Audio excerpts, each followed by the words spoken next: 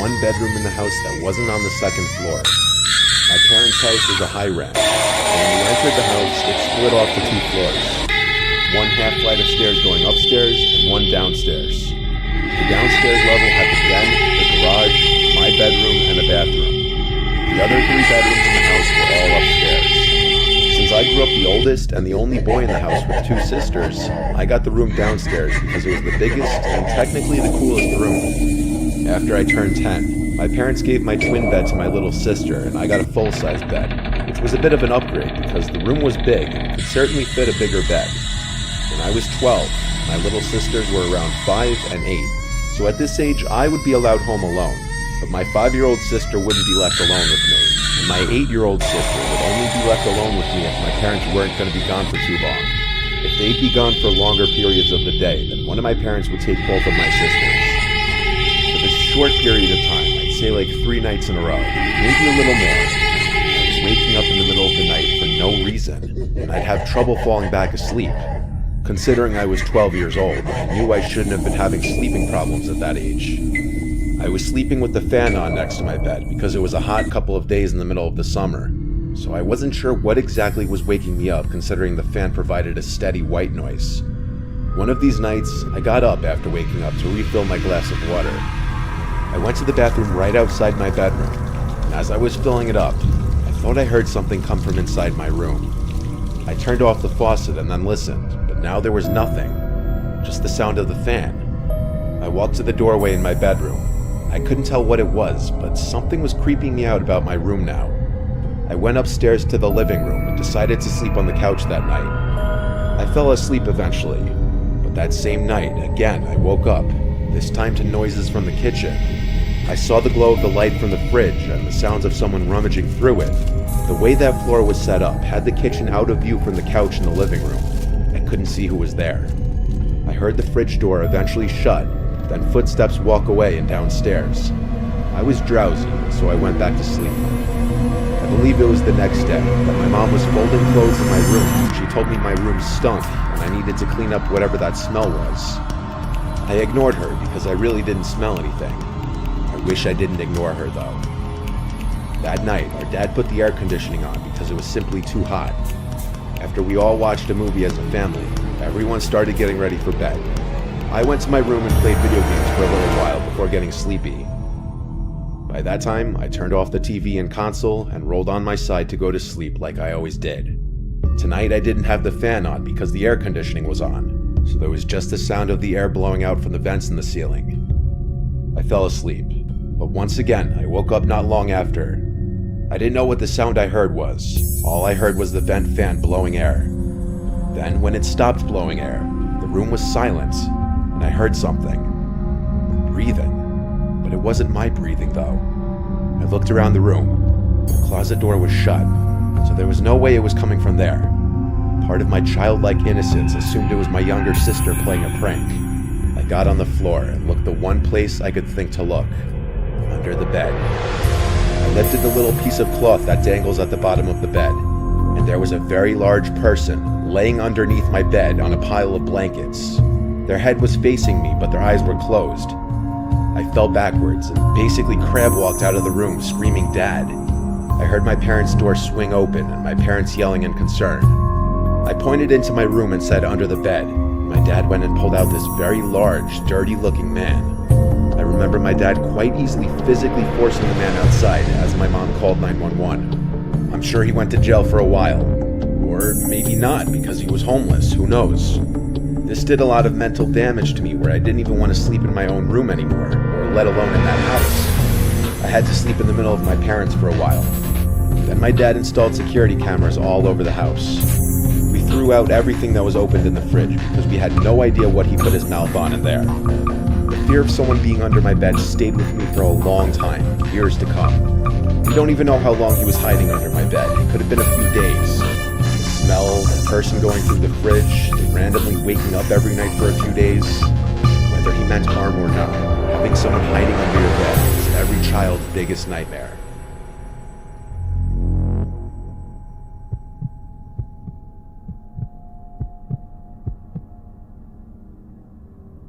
This story is from my great-grandfather, who is currently at the ripe old age of 101. He's told this story at family gatherings for years. He's from the city of Yaroslavl in Russia. I guess it was the Soviet Union when he was born there. Being from the USSR, of course he served under the Soviet Union during World War II, then fleeing to the United States a few years after to escape communism. He told me this story again recently.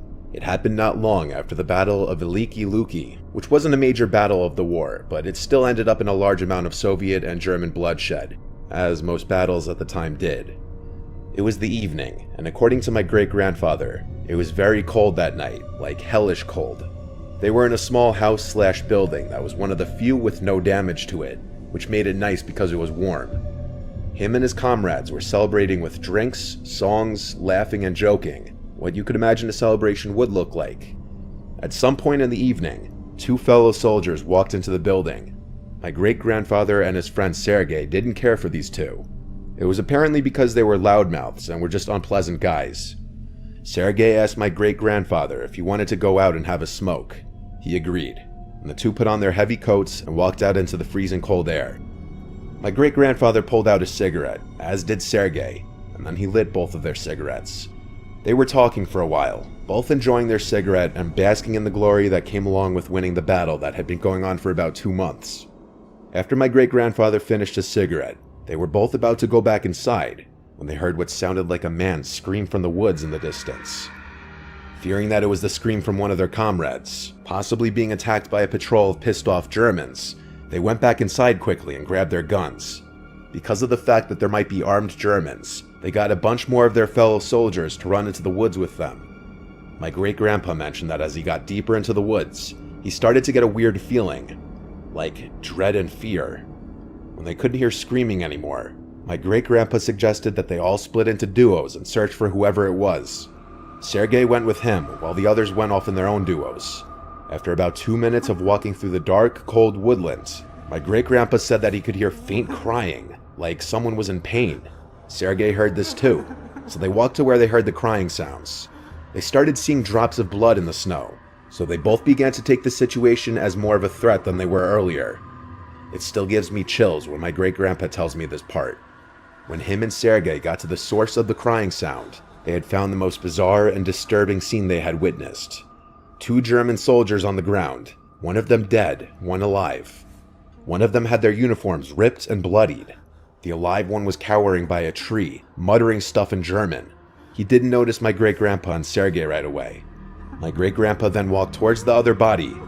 The corpse was horrifically mutilated, missing limbs, skin ripped off the face. His uniform was shredded and it looked like he had been scalped. Another thing that stood out to my great-grandpa was the smell. He couldn't describe the smell, saying it wasn't like a dead body, but more like chemicals. The corpse looked fresh. Sergei investigated the living soldier, who then, noticing Sergei, jumped back in terror, as if he had been traumatized. He was shouting stuff in German. It was only then that my great-grandpa noticed that his leg had been torn apart and his chest was bloody. He said he could remember that German screaming something like "Das Kolas" or something similar. Sergei pulled out his pistol and put the German out of his misery with a single shot to the head. Almost immediately after this, my great-grandpa described hearing moaning-like noises, and that's when a very tall thing started running in the darkness away from them. Afraid, Sergei and great-grandpa started shooting erratically in the direction of the thing. The other men ran over, but the thing was gone. All of the men were reprimanded when they got back to the village, but a report was sent to the high command. It was never investigated further. My great-grandpa claims that it was the most terrifying experience of his life. It makes him stressed when thinking back on the sight of that mangled German and that thing.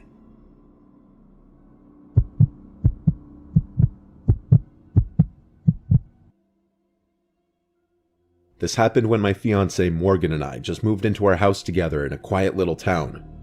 We still live in this house. It's a modest, cute little house perfect for us and a couple of kids if and when we decide to have. We met one of the neighbors right off the bat. They seemed nice. They were an older couple in their late 60s. The neighbors on the other side were pretty far away, so we didn't meet them for a while. We were still in the unpacking and furnishing phase. It might have been week 2 of living in the house. We were exhausted by every night, having to work our jobs and then also setting up the house and unloading. Morgan was cooking pasta in the kitchen. I was sitting at the table talking to her while on my laptop shopping for area rugs. It was a little stuffy in the house, so I was going to go slide open the back door, but as I got to it, I looked into the backyard and noticed someone sitting in one of the chairs. He was kind of hunched over with his head down. When I say I almost shit myself when I saw it, I'm not kidding. I whispered Morgan's name and said, "Don't scream," but there's a man in the yard. She walked over to look outside and gasped.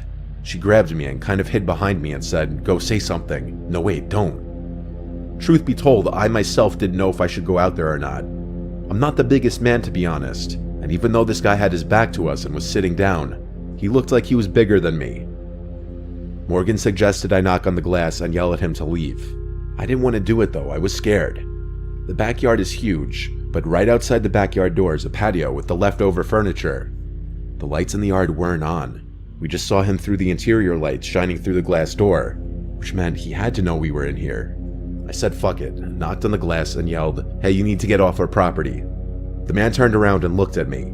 He then got up with this half smile, almost like he was laughing. He looked 50. He had a really long gray beard and tattoos down to his wrists. He walked up to the glass. I made sure the door was locked. He stood on the other side of the glass door and shifted his gaze to Morgan. He started licking his lips and saying vile shit. I yelled, "All right, I'm calling the police." I closed the sliding blind to get him out of our faces. I called 911 and told the operator to please hurry and send police to our house.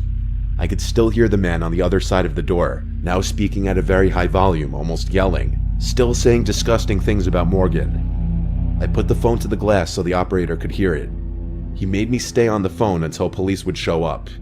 Eventually it went quiet outside, and so I took a peek out the glass and the guy was gone.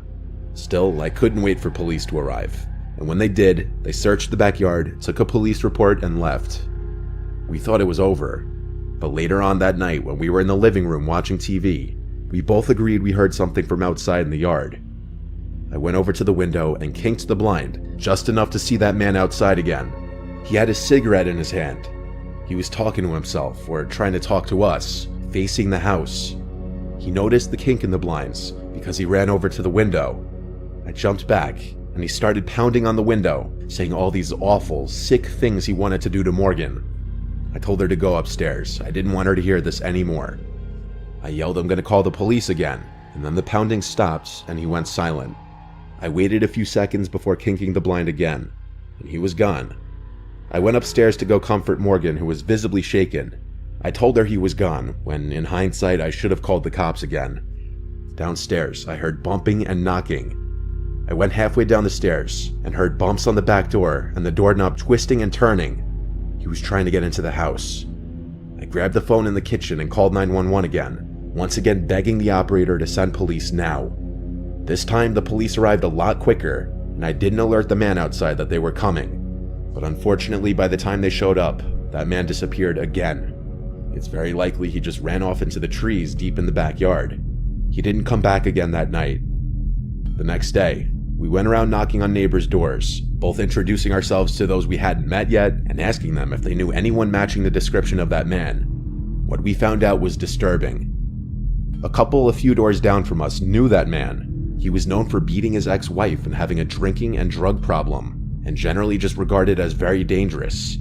He lived around the block from us in a small, run-down house. That's the scariest part.